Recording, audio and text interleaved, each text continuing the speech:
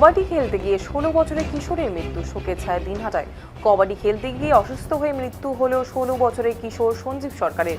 বুধবার ঘটনাটি ঘটেছে দিনহাটা 2 নম্বর ব্লকের চৌধুরীহাট গ্রাম পঞ্চায়েতের কন্ট্রোলের হাট এলাকায়। এই ঘটনায় এলাকায় শোকের ছায়া নেমে এসেছে। স্থানীয় সূত্রে জানা গিয়েছে, কন্ট্রোলের হাট এলাকায় 8 দলীয় কাবাডি টুর্নামেন্টের আয়োজন করা হয়েছিল। সেই প্রতিযোগিতায় সঞ্জীবদের দলও অংশ নেয়। দলের খেলোয়াড় প্রতাপ বর্মন জানান, প্রথম ম্যাচে তাদের দলের প্রতিপক্ষ ছিল কালমাটি দল। প্রতাপের দাবি, ম্যাচ চলাকালীন কালমাটি দলের এক খেলোয়াড় দম দেওয়ার জন্য তাদের কোর্টে প্রবেশ করেন। সেই সময় সঞ্জীব ওই খেলোয়াড়কে আটকানোর চেষ্টা করেন। আচমকাই অসুস্থ হয়ে পড়ে মাটিতে লুটিয়ে পড়েন সঞ্জীব। এরপর সতীর্থদা তাকে তড়িঘড়ি বামনহাট ব্লক প্রাথমিক স্বাস্থ্যকেন্দ্রে নিয়ে যান। সেখানে কর্তব্যরত চিকিৎসক তাকে মৃত বলে ঘোষণা করে।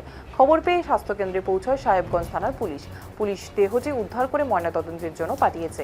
পুলিশ সূত্রে জানা গিয়েছে, ময়নাতদন্তের রিপোর্ট হাতে আসার পরই মৃত্যুর প্রকৃত কারণ স্পষ্ট হবে। কাবাডি খেলতে গিয়ে কিশোরের এমন মর্মান্তিক মৃত্যুতে শোকস্তব্ধ গোটা এলাকা।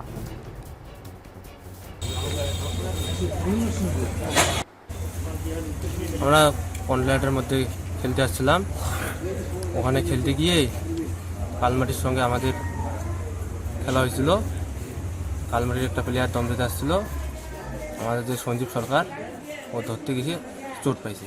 আমরা তড়িঘড়ি করে বামনহাট হসপিটালে নিয়ে আসছি। ডাক্তারবাবু বলে সে আর নেই। আচ্ছা, কী খেলা চলছিল?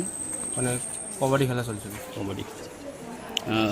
কতজন করে ছিল টিমে? এক একজনের একটি টিমে 7 জন করে ছিল। 7 জন করে ছিল। তোমাদের এটা কি প্রথম খেলা ছিল নাকি এর আগেও খেলা হয়েছিল? আগেও খেলছিলাম।